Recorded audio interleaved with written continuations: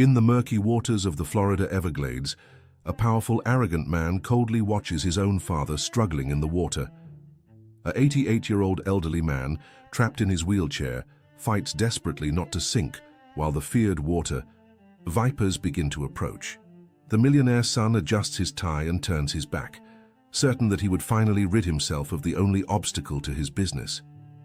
But when the venomous snakes were just a few meters away from the helpless old man, a mysterious sound echoes through the foggy morning and the impossible happens.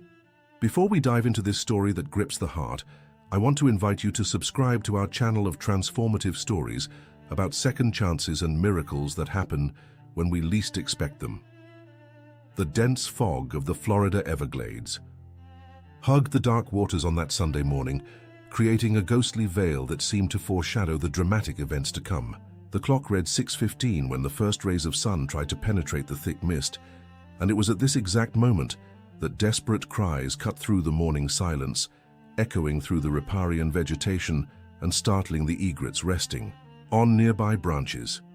88-year-old Mr. Peterson, his face marked by time and the wisdom of a lifetime dedicated to family, struggled against the murky waters of the Everglades. His wheelchair, now empty, lay overturned at the edge of the wooden deck, the wheels still spinning slowly in the air like silent witnesses to an unthinkable act. The elderly man, who for 3 years had depended on that chair for mobility, after a stroke that affected his movement, now thrashed in the dark waters, his tired arms moving with difficulty as he tried to keep his head above the surface. The scene was even more terrifying because the waters of that region were known to harbor dangerous water moccasins, venomous snakes that moved silently among the water hyacinths and lily pads. Local residents avoided swimming in those waters precisely for this reason, and now Mr. Peterson was at the mercy not only of the current, but also of these aquatic predators. On the wooden deck, an imposing figure watched the scene with a disturbing mixture of rage and coldness. Daniel Sterling, Mr. Peterson's only son, nervously adjusted his Italian silk tie, while his blue eyes, inherited from his German mother, remained fixed on his father, who was fighting for his life. At 52, Daniel was the very image of business success. Tall, impeccably combed graying hair, a custom-made suit that cost more than many families in the area earned in an entire year. "You were always too stubborn, Dad," Daniel muttered, his voice filled with a bitterness that had been accumulating for years. His hands, which moments before had pushed his own father's wheelchair, now trembled slightly, not from remorse, but from adrenaline and accumulated frustration. Among the tall reeds lining the riverbank, a pair of brown eyes watched everything with horror and childlike fascination. Lily, a girl of only 8 with dark braids adorned with colorful ribbons, had left home early to gather medicinal herbs. With her grandmother, Mrs. Rodriguez, the little girl, wearing a simple cotton floral dress already faded by the sun, tightly clutched her straw basket as her heart pounded. Lily knew those waters well. Her grandmother, a respected healer in the region, had taught her since she was little about the dangers and mysteries of the Everglades. "The waters have memory, my granddaughter," Mrs. Rodriguez always said. "They keep secrets and protect those who respect their strength." Now, hidden among the vegetation, Lily remembered another important lesson: how to scare away snakes using the ancestral sounds her grandmother had taught her. Meanwhile, Mr. Peterson continued his desperate struggle. The cold water numbed, his muscles already weakened by age and medical condition.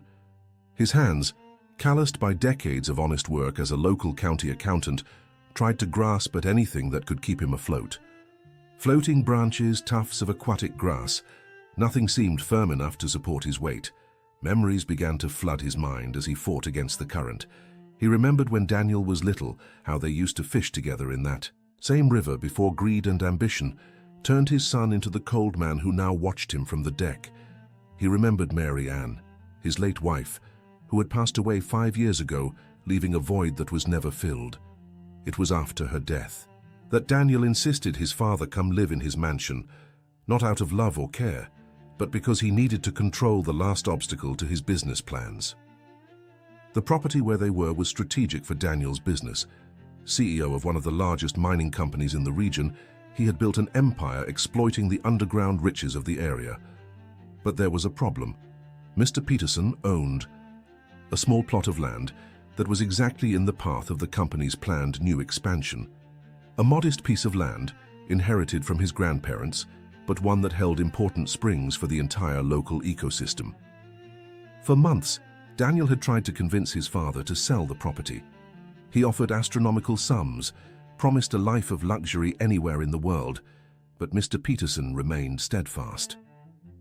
"This land is priceless, son," he always replied. "It holds the springs that feed the Everglades. Without them, the whole ecosystem dies." Lily, still hidden among the reeds, realized she needed to act. The water moccasins were already starting to approach, attracted by the movement. In the water, she could see their sinuous shapes gliding among the aquatic plants, forked tongues testing the air in search of prey.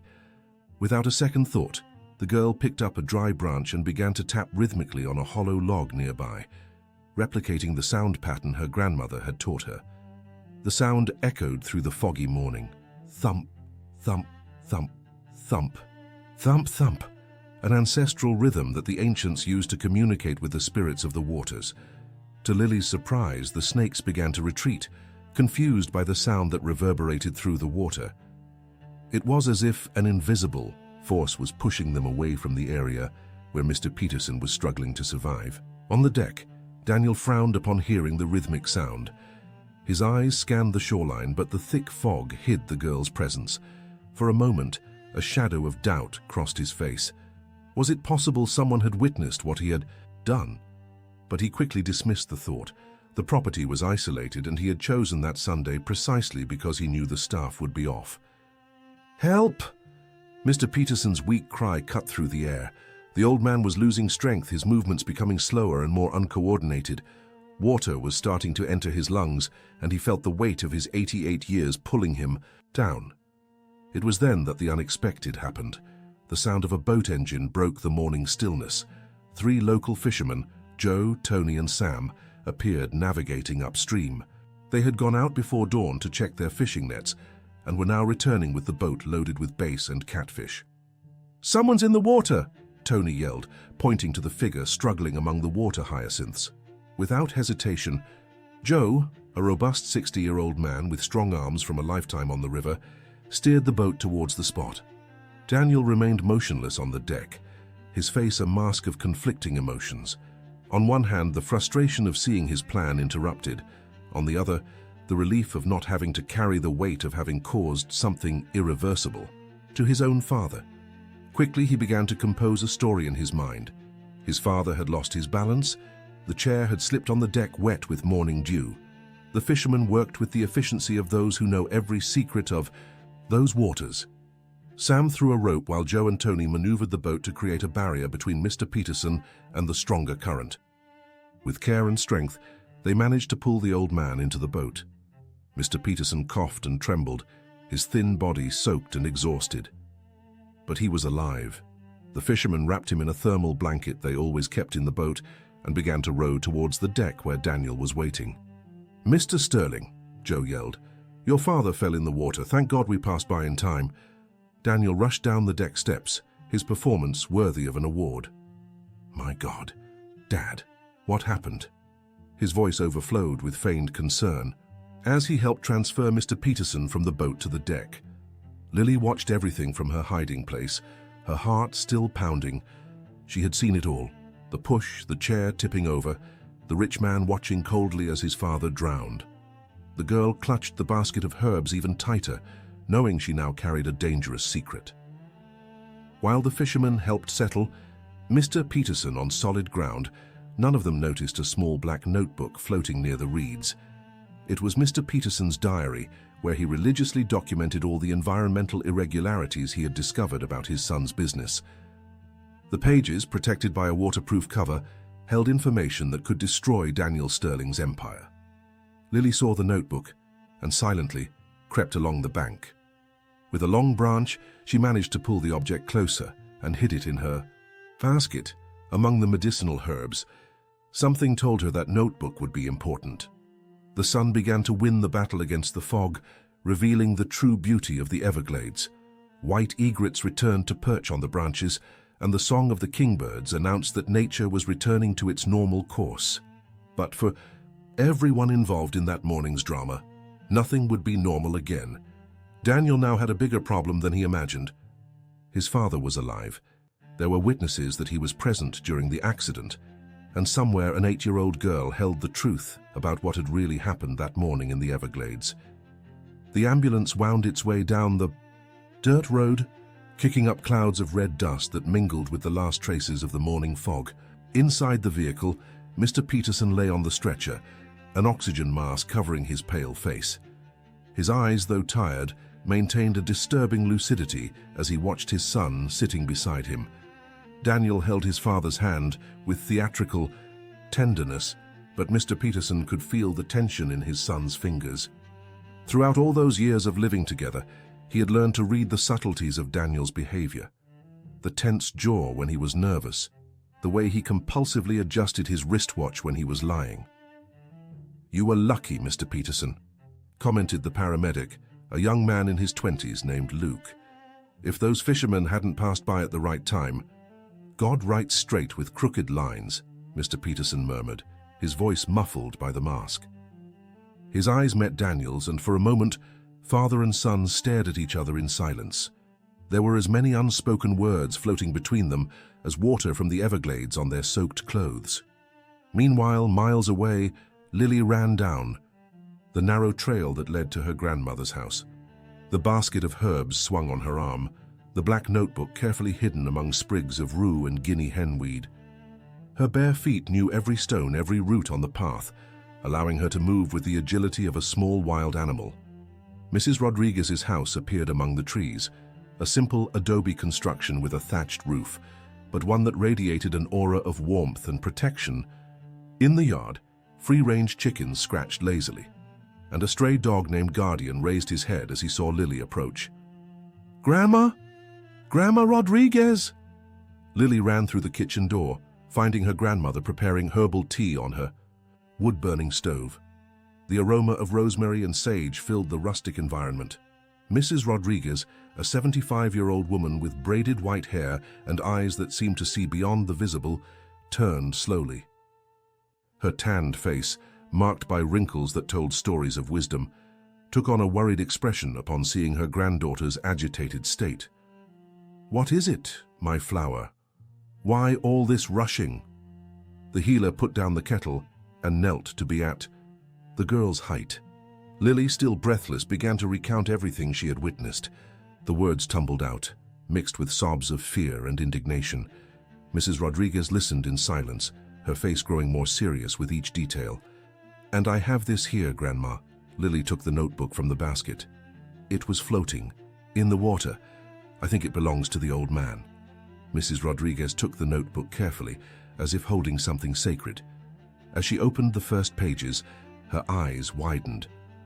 There were detailed records of spring contamination, illegal deforestation, bribery of environmental inspectors, all the rottenness hidden beneath the veneer of success of sterling mining. "Lily," the healer said in a solemn voice, "you did very well to bring this, but now you need to promise me one thing. Don't tell anyone about what you saw today, at least for now." At St. Francis Hospital, the only one in town with an ICU, Mr. Peterson was transferred to a bed, while doctors and nurses moved around him. Daniel filled out forms at the reception, his mind calculating the next steps. His father was alive, but perhaps this could be used to his advantage. An indefinite hospitalization, a convenient medical report alleging senile dementia. "Mr. Sterling?" A soft voice pulled him from his reverie.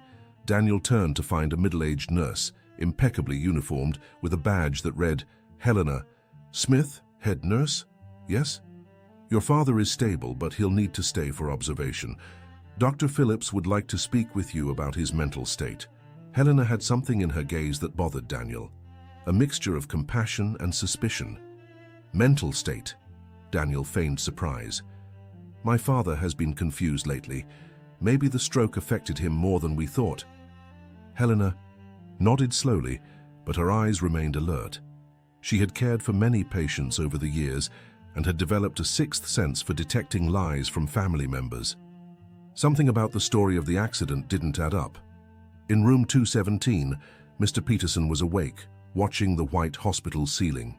His son's attempt on his life had broken something inside him, not his spirit, but the last illusions he held about Daniel. For years he had tried to justify his son's coldness, blaming the pressure of business, the influence of bad company, anything but accepting the plain truth. Daniel had become a man without scruples. "Mr. Peterson." Helena entered the room, carrying a tray with medications. "How are you feeling?" "Like a man who discovered he raised a monster," Mr. Peterson replied bitterly. Helena stopped in the middle of the room, studying the patient. There was too much lucidity in those eyes for someone who supposedly suffered from dementia. "Do you want to talk about what happened?" she asked gently, pulling up a chair to sit beside the bed. Mr. Peterson watched her for a long moment. There was kindness in that face, a sincerity he hadn't seen in a long time. Perhaps it was the shock of the near drowning, perhaps it was a desperate need to trust someone, but he began to speak. "My son tried to kill. Hurt me," he whispered, his voice choked. "Because of money, because of land. I saw it in his eyes as I was drowning. There was no regret." Helena held the old man's hand, feeling tears well up in her own eyes. She had recently lost her father and couldn't imagine such cruelty. "I'll help you," she promised, "but we need to be careful. Your son is powerful in this town." Outside the room, Daniel was walking down the hallway when his cell phone rang. It was Mark, his right-hand man at the mining company. "Boss, we have a problem. The environmental inspection scheduled a surprise visit for next week. Someone must have tipped them off." Daniel felt his blood run cold. If the inspectors found the irregularities— He looked at the door of the room where his father was, hospitalized. The old man knew too much. "Fix it," he ordered dryly. "Use the usual contacts. And Mark, I need you to prepare some medical documents. My father is going to need prolonged psychiatric treatment." That afternoon, Mrs. Rodriguez decided to visit an old friend. Father Michael, the priest of St. Benedict's Church for 30 years, was known for his tireless fight for social justice. The healer found the priest in his garden, tending to the rose bushes he himself had planted. Concession, what a pleasant surprise. The priest, a 65-year-old man with graying hair and a welcoming smile, hugged his friend. "What brings you here?" "We need to talk, Father. It's about the waters of the Everglades and about blood that cries out for justice." Father Michael frowned. He had known Mrs. Rodriguez for decades and knew she wasn't one for drama. If she was worried, there was a reason. They sat on the garden bench, and the healer told the whole story. What Lily had witnessed, the notebook found, the documented environmental crimes. The priest listened in silence, his face growing more serious with each revelation. "This notebook," he said finally, "could be the key to saving not only Mr. Peterson but the entire ecosystem of the region. But we need to act wisely. Daniel Sterling has tentacles in many places." "That's why I came to you," said Mrs. Rodriguez. "You have contacts in the city, people who can't be bought." Father Michael nodded thoughtfully. "I know. An environmental prosecutor, Ms. Taylor-Reed. She's incorruptible. But we'll need more than the notebook. We'll need Lily's testimony." "She's just a child," Mrs. Rodriguez protested. "I don't want to put her in danger." "I understand your concern. But sometimes God chooses the purest of heart to reveal the hardest truths." Meanwhile, at the hospital, Helena used her time off to research Sterling mining. What she discovered in environmental forums and whistleblowing websites left her appalled. Multiple accusations of pollution, suppressed lawsuits, entire communities affected by contamination. How could someone sleep peacefully knowing they caused so much suffering? She printed some articles and put them in her bag. Mr. Peterson needed allies, and she was determined to be one of them. Night fell over the Everglades, bringing with it the nocturnal chorus of frogs and crickets. At Mrs. Rodriguez's house, Lily slept hugging her rag doll, dreaming of clean waters and white egrets. The healer, sleepless, prepared special protection, a small bag with rue, guinea henweed, and coarse salt, to protect her granddaughter from the dangers that would surely come. At the hospital, Mr. Peterson also couldn't sleep. Helena's Words echoed in his mind, "I'll help you." Was it possible that even in this dark hour God was preparing something greater? Daniel, in his luxurious mansion, drank scotch in his office. The family portraits on the wall seemed to judge him. His mother, deceased 5 years earlier, smiled sweetly from one of the photos. "What would you say if you knew what I've become, Mom?" he murmured to the portrait. The phone rang, interrupting his reverie. It was Mark again. "Boss, I managed to postpone the inspection, but only for 2 weeks. And there's more. I found out someone is asking questions about the company in the city." Daniel squeezed the glass so hard he almost broke it. The domino pieces were starting to fall, and he needed to act fast to prevent his entire empire from collapsing. The next day, Helena arrived at the hospital early, determined to document Mr. Peterson's true condition before any falsified report could be produced. She found the old man awake, watching the sunrise from the room window. "Mr. Peterson," she said softly, "I brought something you need to see." She showed him the printed articles about the mining company's environmental crimes. The old man's eyes filled with tears. "I knew. I always knew. I tried to warn him so many times, but the money, the power, they changed my son." "Do you have any proof? Something that can help?" Mr. Peterson hesitated, remembering the notebook. "I had a diary. I documented everything. But it must have gotten lost in the river." Helena made a mental note. A diary lost in the river. Maybe someone had found it. That same morning, Father Michael was making important phone calls. Ms. Taylor Reed, an environmental prosecutor known for her integrity, listened attentively on the other end of the line. "Father, if half of what you're saying is true, we're facing one of the biggest environmental scandals in the state. It's all true, Taylor, and we have proof, but we need to protect the witnesses, especially the child." "I understand. I can be there in 2 days. In the meantime, keep all the evidence in a safe place." The wheels of justice began to turn, slowly but inexorably. What had started as a cowardly attempt to silence an inconvenient voice was transforming into something much bigger, a battle for the very soul of the Everglades. The following morning, unusual activity took over the small town. 3 police cars from the Environmental Police parked in front of the Sterling mining headquarters, causing a stir among the employees arriving for another day of work. Daniel, who had been alerted minutes earlier by his security guard, watched the scene from his office on the top floor, his fingers tapping nervously on the mahogany desk. "Mr. Sterling," his secretary's voice sounded over the intercom, "the officers are coming up. They have a search and seizure warrant." Daniel took a deep breath, adjusted his tie, and assumed his best collaborative businessman expression. When the door opened, he was already standing, a professional smile on his face. "Gentlemen, how can I help you?"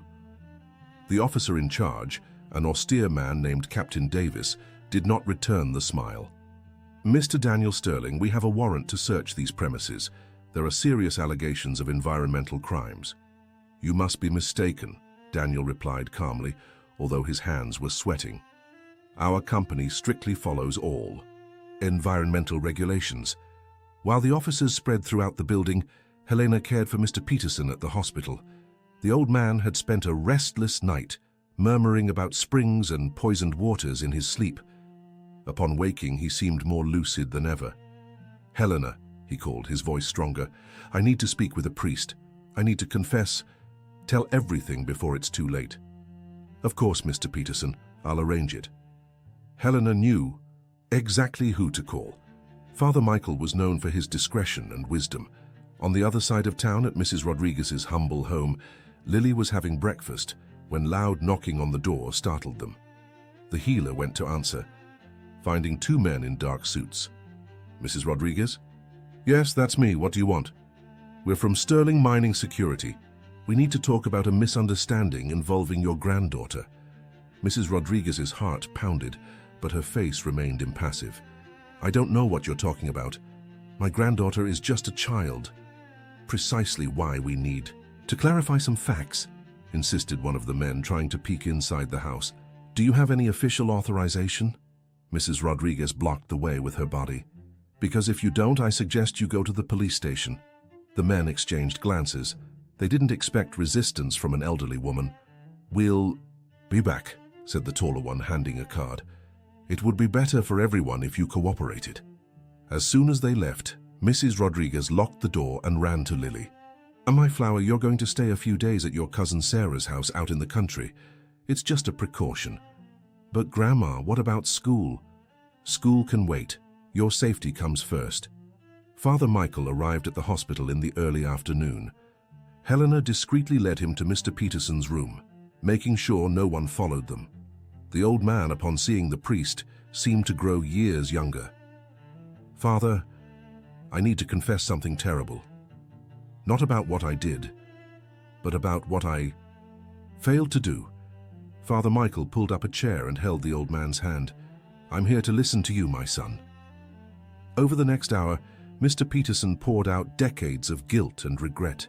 He told how he had discovered his son's environmental crimes years ago, how he tried to warn him but was always ignored or ridiculed. He spoke about the notebook where he documented everything, about the sacred springs that were being destroyed, about entire communities being poisoned. "I failed, Father. I failed as a father. I let ambition consume my son."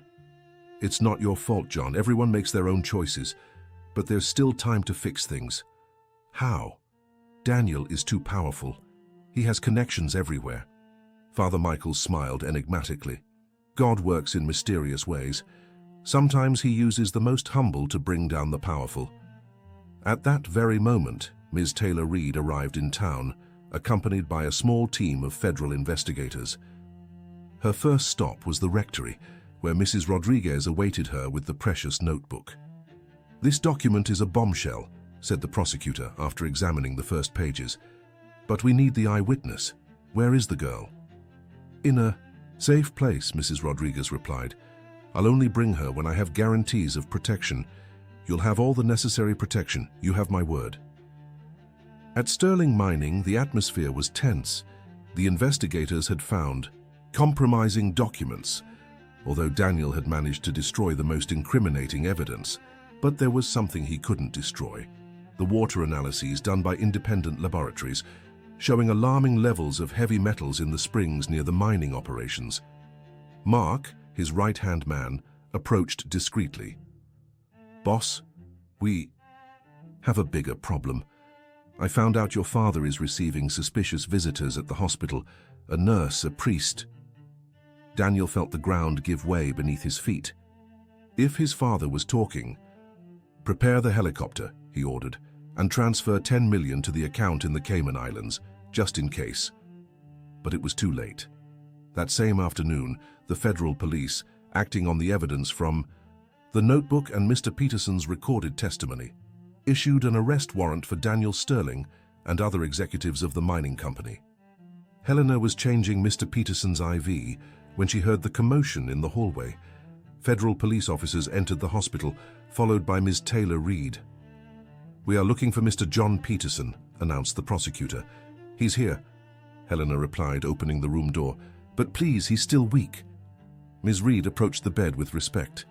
"Mr. Peterson, I'm Prosecutor Taylor Reed. I came to thank you for your courage. Your testimony was fundamental in starting this operation." Mr. Peterson tried to sit up in bed. "My son, he will be arrested shortly. I'm sorry it came to this." Tears streamed down the old man's face. "I just wanted him to understand that money isn't worth the destruction of nature, the suffering of people." Outside the hospital, Daniel had just arrived, intending to convince his father to retract his statement. But upon seeing the police cars, he understood that the game was over. He tried to return to his car but was surrounded by agents.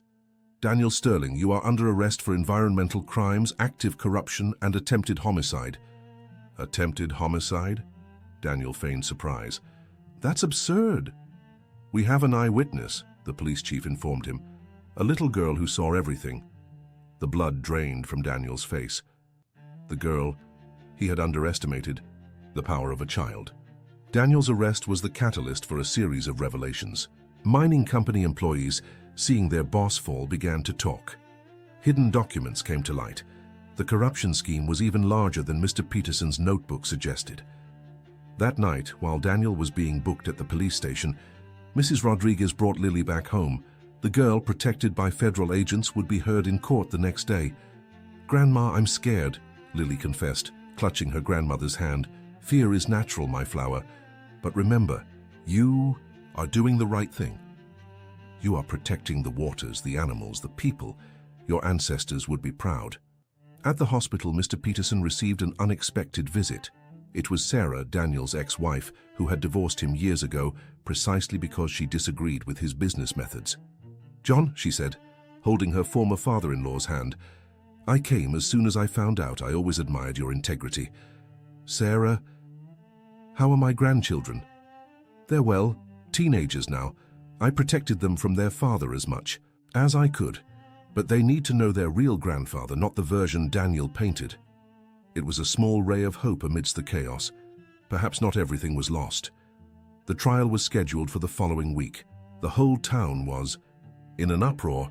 Never had such a powerful businessman been brought down so spectacularly. On the streets, opinions were divided between those who supported Daniel and those who celebrated his downfall. On the eve of the trial, Mrs. Rodriguez prepared a special herbal bath for Lily. "To protect you and give you courage," she explained as she threw flower petals into the water. Father Michael organized a prayer vigil at the church. Dozens of people attended, many of them direct or indirect victims of the pollution caused by the mining company. Mr. Peterson, in a wheelchair borrowed from the hospital, was brought by Helena to participate. "Pray for my son, Father," the old man asked. "May he find redemption." On the other side of town, in the police station cell, Daniel stared at the ceiling, sleepless. For the first time in decades, he was alone with his thoughts, without distractions, without business to manage. His father's words echoed in his mind. "This land is priceless." The next day, the courtroom was packed. Lily, wearing her best dress, the same floral one she wore on the day of the incident, sat between her grandmother and federal agents. Mr. Peterson was brought in a wheelchair, Helena by his side. When Lily was called to testify, the room fell silent. With a clear voice, despite her nervousness, she recounted everything she had seen that morning in the Everglades. Daniel, in the defendant's dock, couldn't look at her. "The girl is lying," he exploded at one point. "It's all childish fantasy." "Order!" The judge pounded his gavel. "The defendant will have his chance to speak." Lily's testimony was corroborated by physical evidence. Marks on the deck, the position of the wheelchair, the timing of the fisherman. But the most dramatic moment came when Mr. Peterson was called to testify. Father and son stared at each other across the courtroom. Years of hurt, disappointment, and distorted love hung between them. "Tell the truth, Daniel," Mr. Peterson pleaded. "For your mother's memory, tell the truth." Daniel lowered his head. For a moment, the ruthless businessman disappeared, revealing the boy he once was. I pushed the chair," he finally admitted, his voice breaking. "But I didn't mean to. I was just angry. Dad, forgive me." The confession caused a stir in the courtroom. Some people cried, others murmured in indignation. Mr. Peterson also cried, but his tears were different. They were tears of relief, of a burden finally being lifted. The trial continued for 3 more days. The evidence of the environmental crimes was overwhelming. Entire communities testified about illnesses caused by contaminated water, about children born with problems due to heavy metals, about rivers that had died. When the sentence was pronounced, 25 years in prison for Daniel, in addition to millions in fines and the obligation to restore the degraded areas, Mr. Peterson felt no joy. Only a deep sadness for the waste of a life that could have been different. The sentence had been pronounced, but the afternoon still held crucial moments. Daniel, handcuffed and escorted by 2 federal agents, was led out of the courtroom. As he passed by his father, he stopped for an instant. "Dad!" His voice was hoarse, stripped of all previous arrogance. Mr. Peterson raised his trembling hand. "I forgive you, son, but now you need to forgive yourself." Daniel nodded, tears streaming down his face. It was the first time in decades anyone had seen him cry. Outside the courthouse, a crowd awaited the outcome. When news of the conviction spread, there was a mixture of reactions. Mining company employees hugged each other, some relieved, others worried about their jobs. Environmentalists celebrated discreetly, aware that the victory had a bitter taste. Families had been destroyed in the process. Helena was pushing Mr. Peterson's wheelchair when they were approached by a group of reporters. "Mr. Peterson, how do you feel about your son's conviction?" The old man raised his hand, asking for silence. There is no victory when a father sees his son fall, but something greater was at stake: the life of our Everglades, the future of our children. Sometimes the hardest love is the one that demands justice. Lily, protected between Mrs. Rodriguez and the federal agents, watched everything with her large brown eyes. The girl who had left home to gather medicinal herbs just days before now carried the weight of having changed the fate of an entire town. "Grandma," she whispered, "did I do the right thing?" "You had courage when many adults cowered, my flower. That will always be the right thing." That night, the town slept differently. In jail, Daniel spent hours looking out the small window of his cell, watching the stars he rarely noticed in his busy life as an executive. He remembered when he was a child and his father took him fishing in the Everglades, teaching him to respect nature. When had he lost his way? The next morning, an extraordinary meeting was called at the town hall. Ms. Taylor-Reed presented an emergency plan for the environmental restoration of the region. With the mining company's assets frozen by the court, there would be resources to begin the work immediately. "But we'll need local wisdom," she emphasized, looking at Mrs. Rodriguez and other elders present. "You've known these lands for generations. We need to combine traditional knowledge with modern technology." Father Michael stood up. "I propose we create a community council to oversee the restoration, and that Mr. Peterson, if his health permits, be our honorary advisor." The proposal was accepted by acclamation. Mr. Peterson, emotional, accepted the responsibility. It was a chance to use his last years to mend what had been broken. In the following weeks, the transformation began. Environmental. Experts arrived to assess the damage, the mining operations were suspended, and a plan for water decontamination was initiated. But the most impressive thing was seeing the community unite. Lily became a small local celebrity, but Mrs. Rodriguez made sure she kept her feet on the ground. The girl returned to school, where she was welcomed as a hero by her classmates. But she preferred to talk about the medicinal plants she learned about from her grandmother than about the trial. A month after the conviction, Mr. Peterson received a letter at the nursing home where he now lived. A simple but dignified facility, paid for with his pension and help from friends. The envelope had the state prison stamp. With trembling hands, he opened the letter. "Dad, I write these words from the solitude of my cell, but paradoxically, I've never felt so accompanied. It's as if, in losing everything, I've finally found myself. I remember now your words when I was a boy. Daniel, the earth doesn't belong to us, we belong to it. How foolish I was to forget that. I've been reading the Bible the chaplain gave me.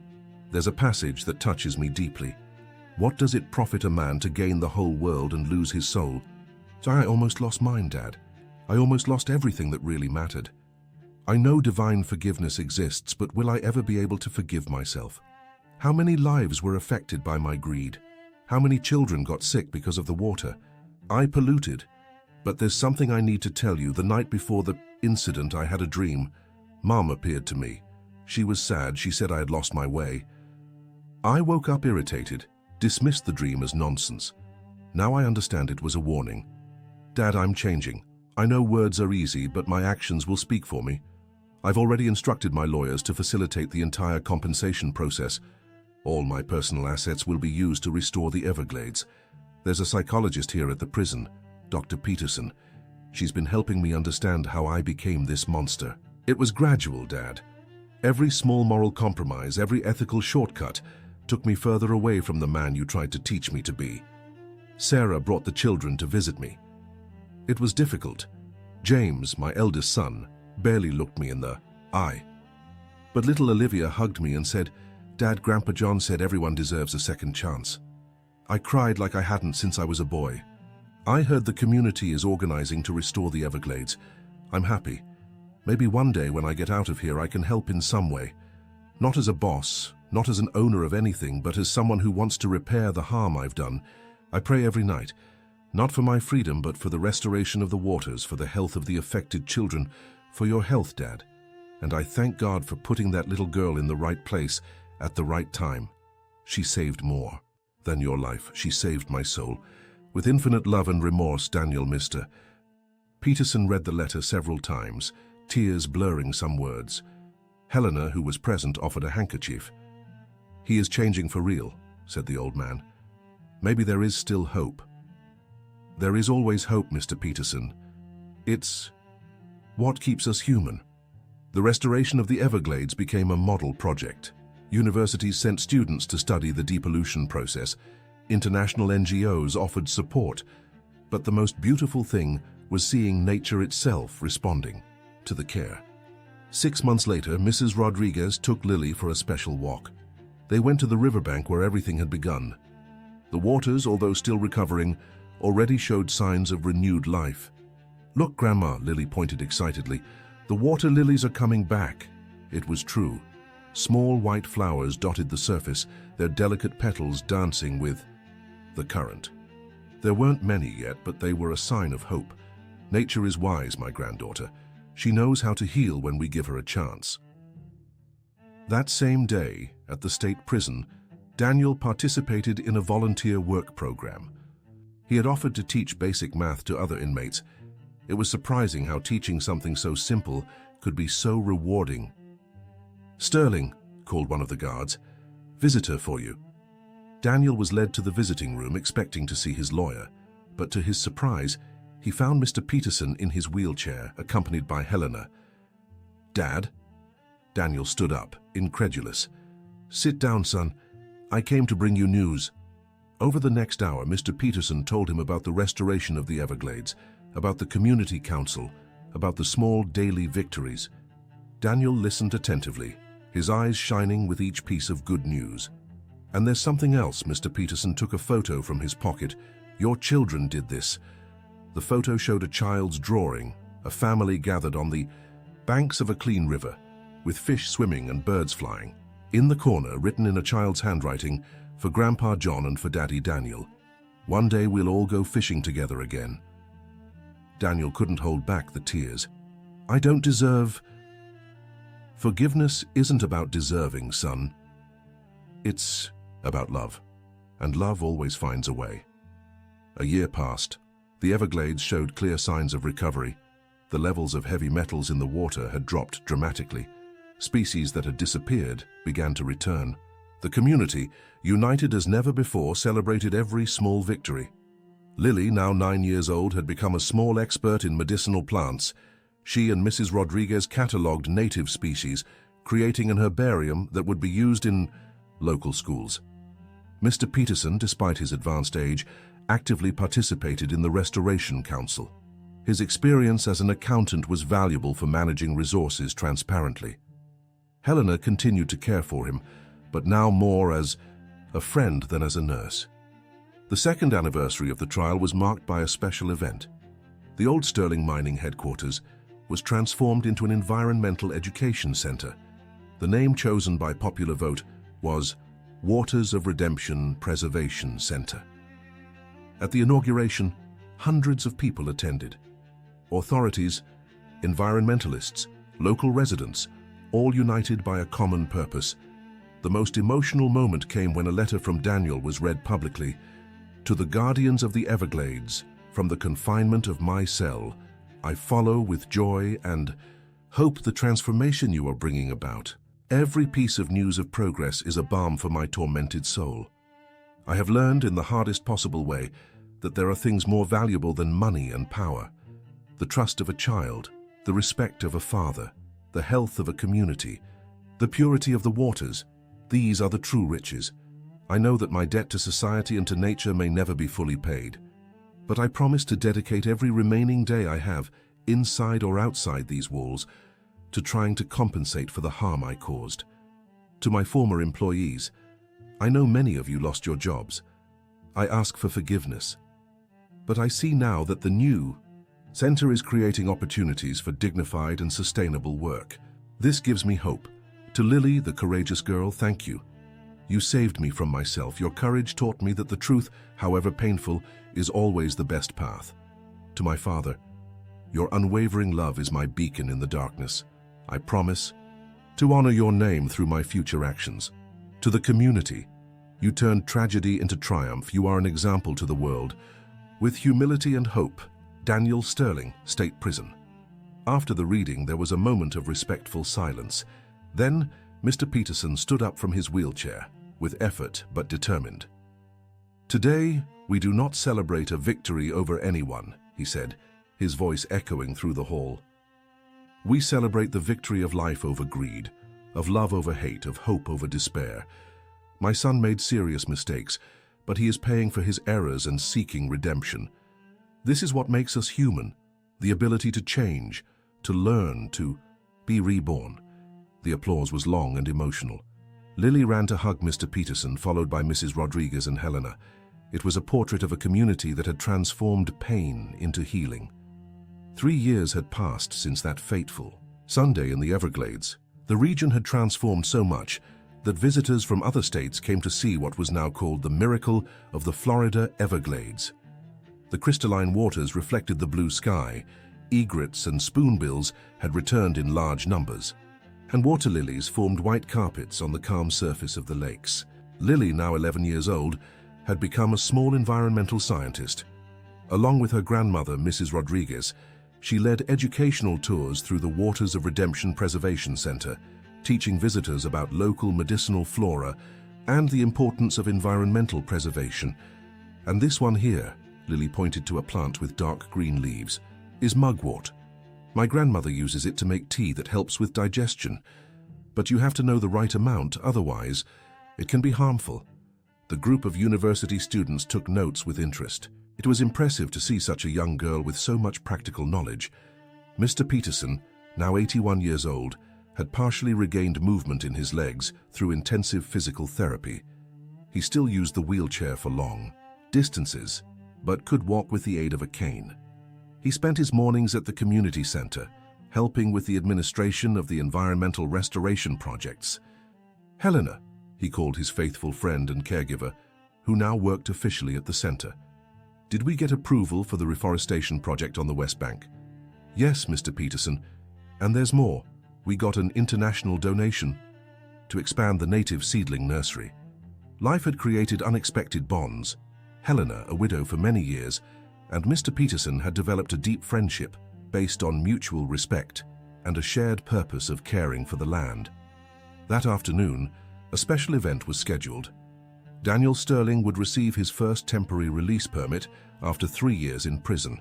His exemplary behavior, combined with the volunteer work and studies he was doing at the penitentiary, had convinced the judge to grant him 48 hours of supervised freedom. The town was divided about Daniel's temporary return. Some thought it was too soon. Others believed everyone deserved a second chance. Mr. Peterson had prepared everything carefully. Daniel would stay in a small house at the back of the family property, away from the spotlight.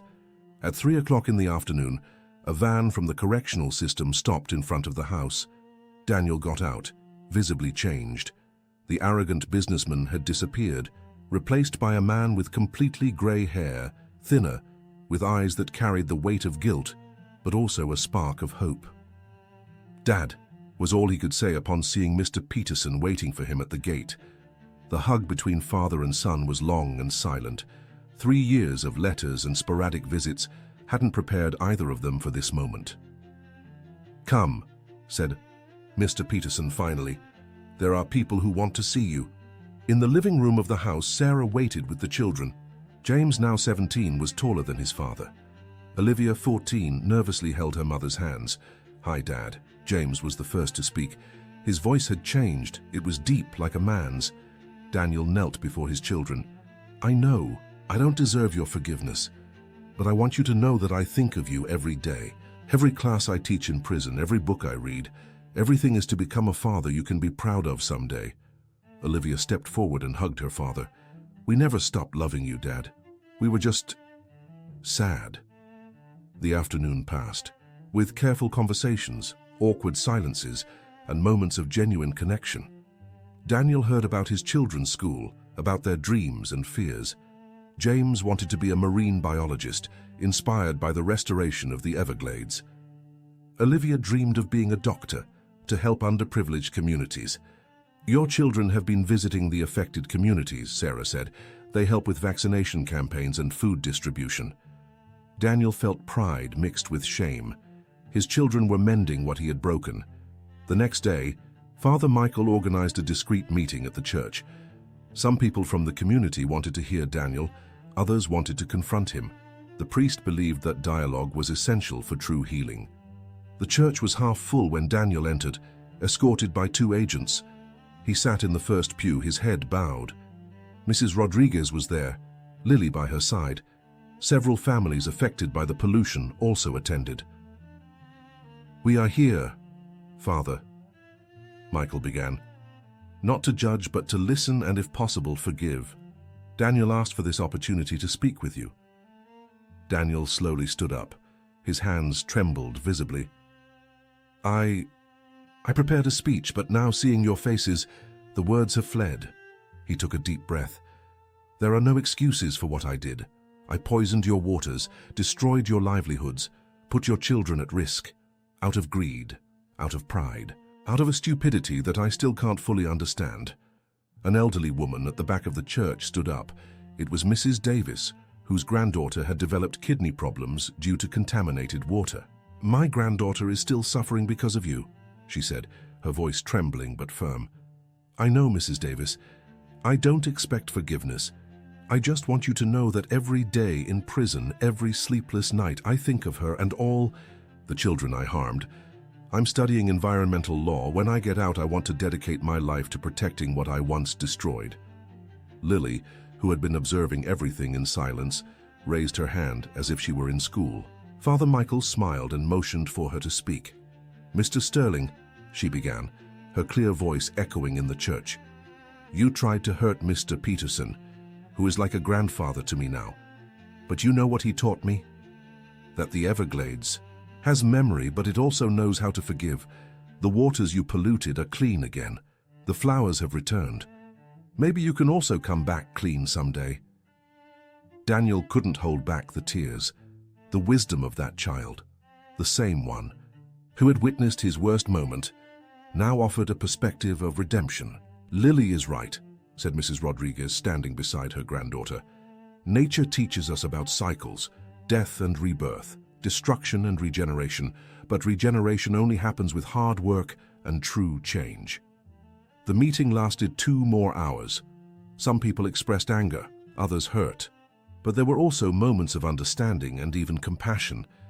Daniel listened to everything without defending himself, just nodding and apologizing when appropriate. In the late afternoon, Mr. Peterson took Daniel to visit the restored Everglades. It was the first time in 3 years he had seen the waters, where he had almost committed the unforgivable. "It's different," Daniel observed, noticing the clarity of the water, the abundance of life. "It's alive again," Mr. Peterson corrected. "Like you can be, son." They walked slowly along the bank, the same wooden deck now transformed into an educational overlook with informational signs about the local ecosystem. "Dad, that date I was blind. The money, the power had consumed me so much that Daniel couldn't finish. "I know, son. But look, even the water moccasins have returned. They're no longer a threat, they're part of the balance. You, too, can find your place in this new balance." A white egret landed near them, observing the 2 men with curiosity before returning to hunt for fish in the shallow water. "You know," Mr. Peterson continued, "your mother always said people are like water. They can get cloudy, polluted, but with time and care, they can become crystal clear again." The 48 hours passed quickly. At the time of farewell, the entire family gathered. Sarah had agreed to bring the children for more regular visits. Helena prepared a lunchbox with homemade food for Daniel to take back. Even Lily appeared with a small bag of medicinal tea to calm the mind, as she said. "Come back better than you left," James said, shaking his father's hand. "It's a promise," Daniel replied. Back at the prison, Daniel found a surprise. In his cell, a small plant in a clay pot with a note, "For you to take care of, just like we're taking care of the Everglades." With love, Lily and Mrs. Rodriguez. It was a water lily seedling, adapted to grow in a terrestrial environment. Daniel placed it on the cell windowsill, promising himself to care for it as a symbol of his own transformation. 6 months later, surprising news reached the community. An International Environmental Preservation Foundation had chosen the Florida Everglades project as a global model of community environmental restoration. The award included substantial resources and worldwide recognition. During the award ceremony, held at the Preservation Center, Lily was chosen to give the opening speech. At 11 years old, she spoke with impressive maturity. "When I was little, I saw something very sad happen in our waters, but I also saw how our community came together to fix what was broken. We learned that there's no throwing away in nature. Everything is connected. The water we pollute comes back to us. The harm we do too, but the good also comes back multiplied." The speech was broadcast nationally, inspiring other restoration projects across the country. Daniel watched from the prison library, surrounded by other inmates who had become interested in his teachings about sustainability. That night, Mr. Peterson dreamed of Mary Ann, his late wife. In the dream, she was smiling, standing on the bank of a crystal-clear river. "You did well, John. Our boy is finding his way back." He woke up with a feeling of peace he hadn't felt in years. The transformation continued, slow but constant. The Everglades had become a symbol of hope, proving that even the most severe damage can be reversed with dedication, community unity, and above all, faith in the human capacity for change and redemption. Daniel still had many years of his sentence to serve, but now he had a clear purpose. His studies of environmental law were progressing, and he was already assisting other inmates with legal matters. His little water lily plant bloomed in, his cell reminding him daily that life always finds a way. And in the clear waters of the Everglades, the water lilies dance gently with the current, silent witnesses that sometimes the worst moments of our lives can become the catalyst for the most beautiful transformations. 5 years after, the trial that had changed so many lives, the sun rose golden over the Everglades, painting the restored waters with shades of gold and amber. It was a special Sunday, the day Daniel Sterling would finally receive parole after serving half of his sentence with exemplary behavior. Lily, now a 13-year-old teenager, prepared for her role as the main guide of the Waters of Redemption Preservation Center. She had grown not only in stature but in wisdom, becoming a respected voice in the community despite her young age. "Grandma Rodriguez," she called, adjusting the center's uniform, a green shirt with a water lily emblem embroidered. "Mr. Sterling arrives today, right?" Mrs. Rodriguez, now 75 but still vigorous, smiled at her granddaughter. "Yes, my flower, and we have to be prepared. Many people still have mixed feelings about this." The truth was, the community was divided about Daniel's parole. Some thought 5 years wasn't enough for the crimes committed. Others, inspired by the genuine transformation they had witnessed through his letters and actions, believed he deserved the chance to prove his change. Mr. Peterson, now 83 years old, waited at the community center. His steps were slower, supported by his wooden cane carved by a local artisan, but his eyes held the sparkle of hope. Helena was by his side, as she had always been for the past 5 years. "Are you nervous?" Helena asked gently. "Anxious," Mr. Peterson corrected. "My son is coming home today, not the same one who left, but perhaps the man he always should have been." The correctional system car arrived at 10 in the morning. Daniel got out, carrying a small suitcase with his belongings. 5 years of confinement had left marks, completely gray hair, deep wrinkles around his eyes, but also a humble demeanor the former businessman had never possessed. "Dad," Daniel approached slowly, as if fearing the moment was an illusion. "Welcome home, son." The hug was long, filled with emotions held back by letters and supervised visits. The reception was discreet, as Daniel had requested. He didn't want fanfare, just the chance to quietly reintegrate into the community he had harmed.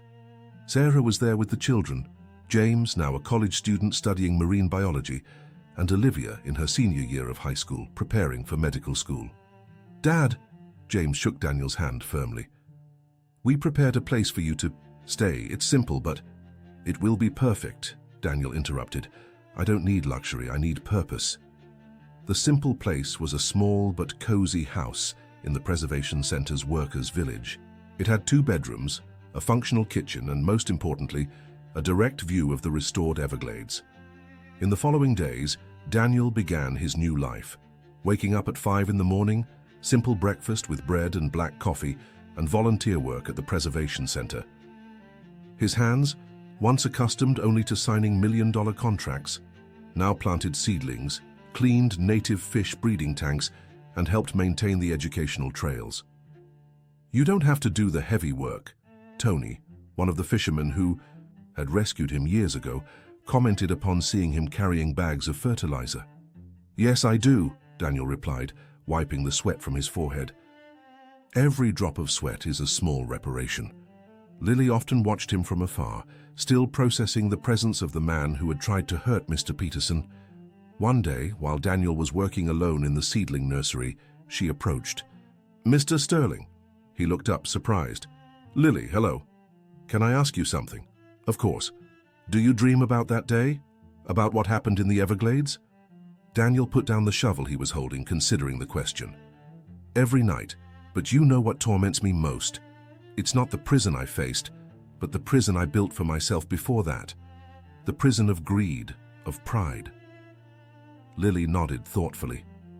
My grandmother says the worst prisons are the ones we build for our own souls. Your grandmother is very wise. Do you know the legend of the water lily? Lily changed the subject. No. They say it only blooms where there has been much pain, but also much forgiveness. That's why it's so beautiful, because it transforms suffering into beauty. Daniel felt tears well up. This child who had witnessed his worst moment now offered wisdom and possibly a path to forgiveness. In the following weeks, Daniel established a routine: work at the center during the day, environmental law studies at night, and on Sundays, participation in the prayer groups organized by Father Michael. It was during one of these meetings that something extraordinary happened. Mrs. Davis, the woman whose granddaughter had been affected by the pollution, stood up during the time for testimonies. I carried hate in my heart for a long time, she began, looking directly at Daniel. But seeing the work that's being done, seeing the true change, my granddaughter is better now, thanks to the treatment paid for by the reparation fund. Mr. Sterling, I forgive you. The impact of those words was profound. Daniel fell to his knees, sobbing. Others in the congregation approached, some offering forgiveness, others simply supportive presence. Father Michael placed his hand on Daniel's head. Divine forgiveness is infinite, my son, but human forgiveness, when offered genuinely, is one of the greatest miracles we can witness. The environmental restoration work continued at full speed. The center had become an international reference, receiving researchers and environmentalists from around the world. Daniel, with his business experience, began helping with the administrative side, always under supervision, and with complete transparency. Dad, he said to Mr. Peterson during a simple lunch of rice, beans, and grilled fish, I've been thinking, we can create a scholarship program for young people from the area interested in environmental sciences. Mr. Peterson smiled. Using the resources from the reparation fund? Exactly. Turning the money that came from destruction into opportunities for preservation. The idea was approved by the community council. Lily was one of the first beneficiaries, receiving support for advanced courses in botany and ecology. A year after his release, Daniel faced his biggest test. A large mining company tried to establish itself in the region, promising jobs and development. Many in the community were tempted. The memory of economic prosperity was still strong. During the public hearing about the project, Daniel asked to speak. The hall fell silent. I've been where you are, he began, seduced by promises of quick wealth. You know my story. You know the price we all paid. Please don't make my mistake. True development is what preserves, not what destroys. His easy testimony, coming from someone who had lived both sides of the coin, was decisive. The community voted against the new mining project, opting to continue with ecotourism and sustainable projects. Helena, who had become more than a caregiver for Mr. Peterson, they were now companions in old age, commented during dinner, "Daniel has become our strongest voice for preservation. Who would have thought? God writes straight with crooked lines," Mr. Peterson replied, repeating his words from years ago. The emotional climax came during the inauguration of the Waters Memorial, 3 years after Daniel's release. The memorial told the complete story: the destruction, the struggle, the recovery. In the center, a fountain with crystal clear water from the Everglades flowed continuously, surrounded by gardens of water lilies. During the ceremony, Lily, now 16 and preparing for college, was chosen to unveil the main plaque. Beside her name as the project's creator was Daniel's as the execution coordinator. "This memorial," Lily spoke, "doesn't just celebrate the restoration of our waters, it celebrates the human capacity for change, for redemption, for transforming errors into lessons and lessons into legacies." Daniel was in the audience, among the center's workers and volunteers, not on the main stage, not in a prominent position, but exactly where he had chosen to be, among those who worked daily for preservation. Mr. Peterson, now needing a wheelchair again due to age, was brought to the stage by Helena. His voice, though weak, carried the strength of a lifetime of integrity. "My last words at this moment are of gratitude. Gratitude to God for transforming a tragedy into a miracle, gratitude to this community for never giving up, and gratitude for having lived to see my son become the man I always knew he could be." The applause was long and sincere. Daniel remained where he was, silent tears streaming down his prematurely aged face, but at peace. That night, the entire family gathered at Daniel's simple house. His grandchildren, yes, James had married young and had a little daughter, played in the yard. Olivia talked about getting accepted into medical school. Sarah, who had found a new respectful and kind partner, participated naturally. Grandpa. John, little Anna, Daniel's granddaughter, tugged at her great-grandfather's sleeve. "Tell the story of the man who turned into a fish." Mr. Peterson laughed. "He didn't turn into a fish, my dear, but he learned to respect the waters." As the sun set over the Everglades, painting the sky with shades of pink and orange, Daniel went out into the yard.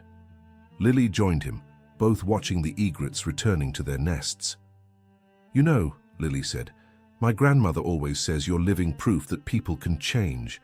"And you," Daniel replied, "are proof that sometimes God uses the purest voices to speak the hardest truths."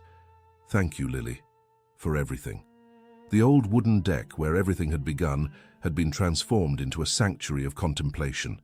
A discreet plaque told the story of the place, not hiding the facts but contextualizing them as part of a larger journey of redemption. Daniel visited the site frequently, always alone, always in silence. It wasn't self-punishment, but necessary reflection. The water moccasins still inhabited the nearby waters, but now there was mutual respect, them in their habitat, humans in their space, coexisting. One morning, while Daniel was working in the nursery, he received an unexpected call. It was the director of an international environmental preservation NGO. "Mr. Sterling, we know your story. We would like to invite you to share your experience at our global conference. Your journey can inspire others to change before it's too late." Daniel hesitated.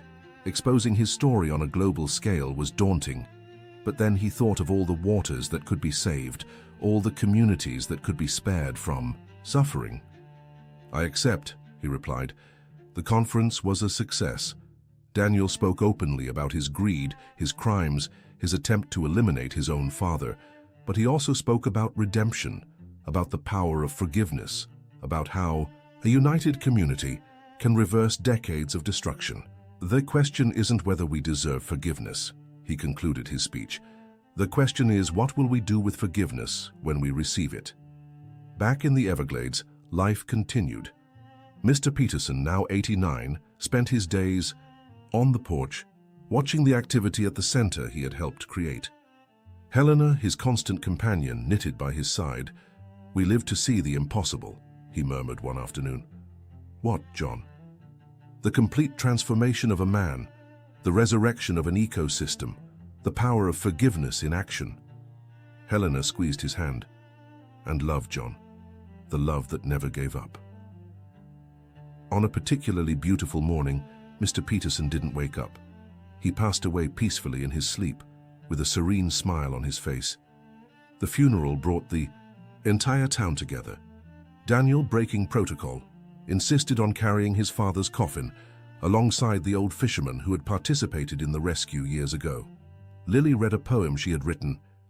In the waters of the Everglades, a man found his end and his beginning.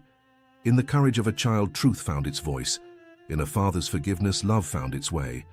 And in the water lilies that dance in the wind, life found its victory over death. Daniel inherited few material things from his father. Mr. Peterson had donated almost everything to the center, but he inherited something infinitely more valuable, a legacy of integrity and proof that it is never too late to change. Years later, when Daniel also passed away at the age of 72, he was buried beside his father in the small cemetery that overlooked the Everglades. His epitaph